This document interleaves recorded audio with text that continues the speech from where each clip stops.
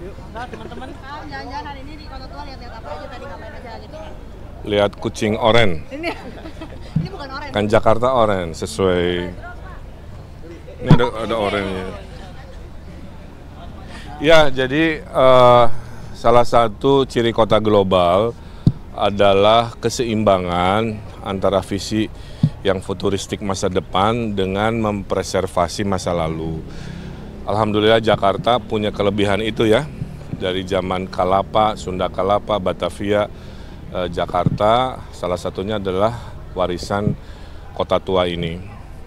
Kota tua ini belum maksimal dalam pandangan kami dari sisi pergerakan ekonomi, aktivitas, dan destinasi pariwisatanya.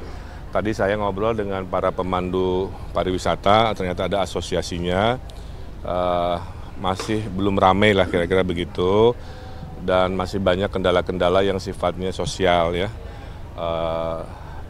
Pedagang kaki lima mungkin yang belum teratur, parkir mahal oleh orang-orang yang tidak semestinya, bangunan kosong yang dan lain sebagainya. Nah, oleh karena itu gagasan dari Ridho itu adalah menyuntikkan populasi. Kalau populasinya banyak minimal 3 kali lipat, pasti kawasan ini hidup. Nah, gimana cara menyuntikkan populasi 3 kali lipat? Adalah pakai teori memasukkan institusi pendidikan, ya. Seperti Karawaci ada UPH jadi rame kan, atau kawasan-kawasan ada BINUS jadi rame. Nah, ini juga sama kita cari. Hanya universitasnya kita pilih yang ada hubungan dengan ekonomi kreatif sebagai salah satu strategi kota global. Mungkin kampus musik, kampus film, kampus kuliner, kampus digital ya.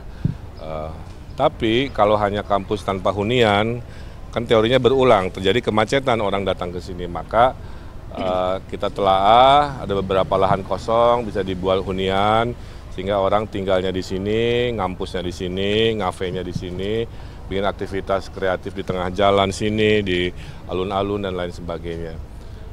Nanti kita bicarakan karena sebagian besar asetnya milik BUMN, tentu siapapun pemilik silakan saja, tapi visi misi kotanya harus satu frekuensi. Harapannya itu, sehingga harapannya dalam 5 tahun harusnya kawasan ini hidup seperti kota-kota Eropa, lebih nyaman, pohonnya kita banyakin juga untuk ngurangin polusi dan keteduhan. Insya Allah menjadi tempat yang teristimewa dalam pembangunan Jakarta ke depan.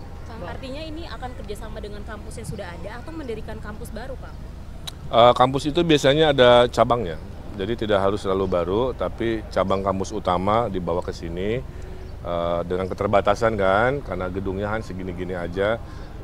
Teori kampus cabang jauh lebih pas ya untuk mengisi keramaian di sini. Berarti kayak fakultas seninya di sini gitu ya, Kang ya? Ya, tidak semua harus fakultas seninya di sini.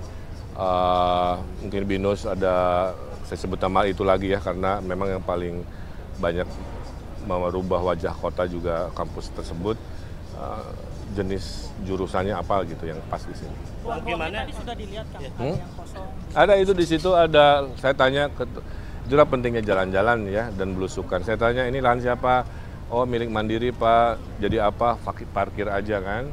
Nah kan nanti parkir bisa kita atur, ada gedung parkir, ada macam-macam. Kang, Pak Suswono ada Oh ya, Pak Sus.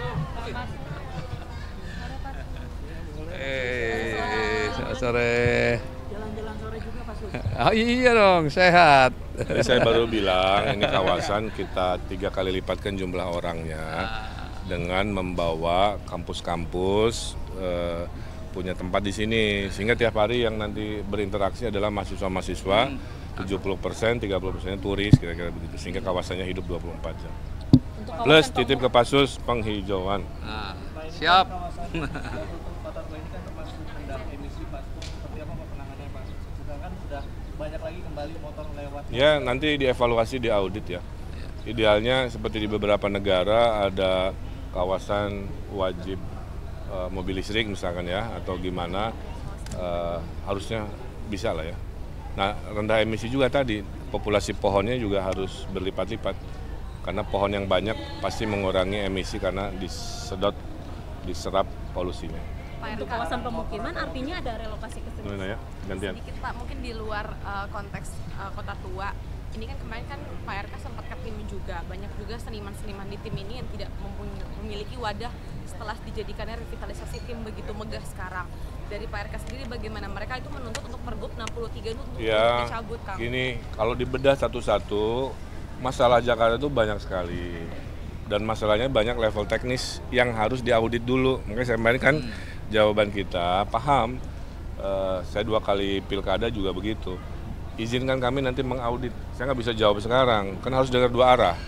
Dari Jakpronya gimana, sejarahnya bagaimana.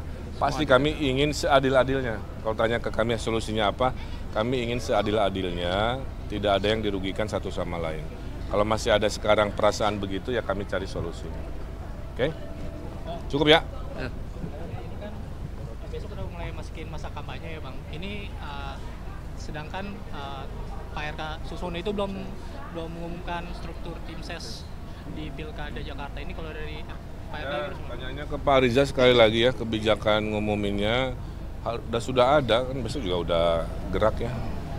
Jadi paslon tidak dibebani mengumumkan itu, tapi yang saya pastikan strukturnya udah ada, udah lengkap, tinggal ditagih aja. Nanti saya ingatkan juga, kalau kebutuhan media. Terus kan secara elektabilitas Pak RK Susono emang sekarang udah masih di atas angin ya. Dan kalau dari internal sendiri, daerah-daerah mana yang masih kurang mungkin untuk Jadi survei itu bukan semata-mata hanya sekadar prosentasenya. Kalau saya, survei internal tidak kami umumkan, tapi mirip-mirip, lebih kepada kita lemah di mana dan kuat di mana. Yang kuat berarti polanya kita pertahankan, yang lemah kita intervensi dengan cara-cara yang lebih banyak, lebih kreatif kan, kira-kira begitu. Kalau ditanya lemah di mana, ya masih jadi konsumsi internal aja itu mah strategi ya. Tapi poinnya kami ingin prosentase kami selalu di atas 50% sebagai semangat satu putaran.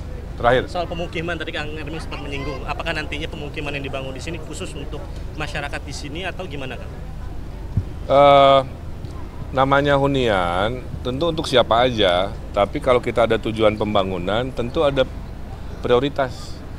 Misalnya kalau di sini maaf ya, di sini karena nanti mau ada universitas misalkan atau sekolah tinggi, ya berarti kan 60% mahasiswa, 40% umum kan begitu. Kalau huniannya di atas pasar, kita tanya ke pedagang pasar, mau nggak dengan nyaman kan, rumahnya di atas, jualannya di bawah, kalau mau ya mereka prioritas dulu, baru lain-lain. Jadi prinsipnya untuk semua orang, tapi ada prioritas sesuai tujuan kenapa kita membangun kawasan tersebut. Oke? Terima kasih, hatur nuhun. Satu lagi Kang.